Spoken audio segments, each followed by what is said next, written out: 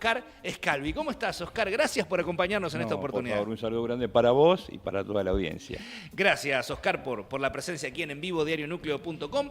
Bueno, apasionado de la música primero y después eso te llevó a pasar música, a ser DJ. Mirá, te cuento un poquito mi historia. Yo arranqué a los 14 años con electrónica. Con la electrónica. Y me apasionaba de los 9 que estaba con los cables y bueno, a los 14 descubrí la electrónica. Y después ya creciendo un poquito más quería algo que asociara la electrónica con la música. Y no encontré mejor opción que el tema de ser DJ. Estamos hablando del año 78-79. Claro, agarraste una época que fue el apogeo de la música. Por un lado todo lo que era rock progresivo y el auge de la música disco, todo en esa época. Y sí, en los 80. Y bueno, y lo que empezó como un juego terminó como profesión, vos recién bien lo dijiste, 46 años con la música. Empecé en el año 79. Claro, ahí empezaste. ¿Y empezaste pasando música para otro DJ o vos mismo te armaste tu equipo y ya empezaste como cuentapropista? No, empecé yo mismo. Mi padre me apoyó un montón, yo tenía 17 años. Y bueno, empecé, te repito, como un juego, me compré las 2 bandejas, los equipos los armábamos nosotros, todo lo que era el plaquetería electrónica. ¿Vos armabas, por ejemplo, las potencias? Sí, armábamos todo. ¿Y las consolas también? Todo. Mi primera consola fue hecha de pana roja, limábamos las ranuras de los potenciómetros. Bueno. Son muy prolijos, eso lo hemos visto. Sí. Mi señora no me puede ver trabajar, por demás. Y empezaste, bueno, con los equipos hechos por vos, 2 bandejas que me imagino serían las Galileo, seguro. Syncrom. Las Syncrom. Claro, por ahí andaba. Y en fiestas y en eventos. Sí, empecé con un cumpleaños de 15 en el salón de INTA, que fue un desastre. Fue mi primera fiesta, se llovía todo, me caía agua arriba de los equipos. Me acuerdo empecé con un amplificador de 70 vatios, 2 baffles hechos con parlantes Audifiel, que eran muy famosos en la época, y algunas luces. Ese fue mi primer fiesta. Tu primera fiesta, ¿y la recordás? Sí, me acuerdo, primero por el desastre que fue la fiesta. Y después, bueno, las chicas que estaban ahí ya me vieron y me empezaron a contratar. Y seguí hasta ahora. ¿Sos de la época en la que obtener la música tenía una dificultad muy grande? O sea, había que guardarse la platita por ahí para el sándwich o para el colectivo que nos daban nuestros padres, y después te comprabas el disco y llegabas a tu casa y era todo un... Y sí, no era fácil porque, bueno, no vamos a hacer una comparación con lo de ahora, ¿no?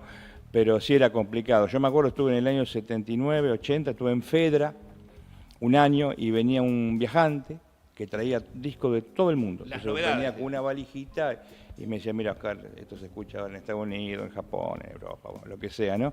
Y yo elegía.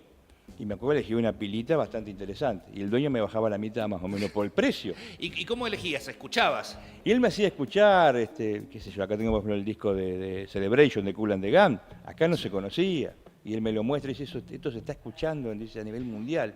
Pero viste que tardaban las cosas en venir acá a Argentina.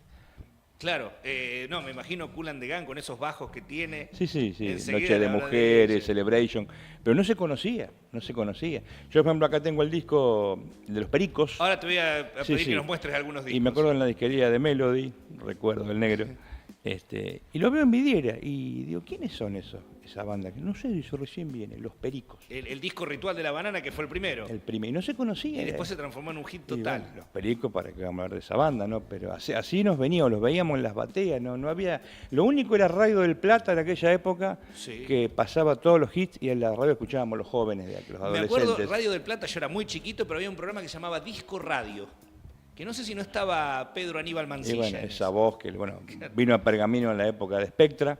Un locutor icónico, ¿no? Icónico de esa música. Y Oscar, ¿vas para el lado del rock, vas para el lado del pop, del disco? Me gusta mucho la música disco. ¿Te gusta mucho la música? Pero es con lo que uno creció. Claro. El rock me gusta también. Por ejemplo, yo lo fui a ver a Rosario de Purple, fui a ver a Roger Waters. Me gustan esas bandas, pero me tira el disco, la música bailable, lo que uno ha vivido, creo, ¿no? Uno se identifica con la época. Claro, y viviste justamente la mejor época de la música disco. Los 70, los 80, y me gusta mucho la música en inglés. Pero te repito, es lo que uno vivió y como que quedó arraigado ya de aquella época, ¿no? Y algo tenía esa música, porque al día de hoy te piden que pases esos temas. Y mira, uno no va a hablar de música de ahora, de antes, o de antes sí, pero si por ejemplo The Cure hace 2 años hizo un recital y entraron 120.000 personas, algo han hecho bien.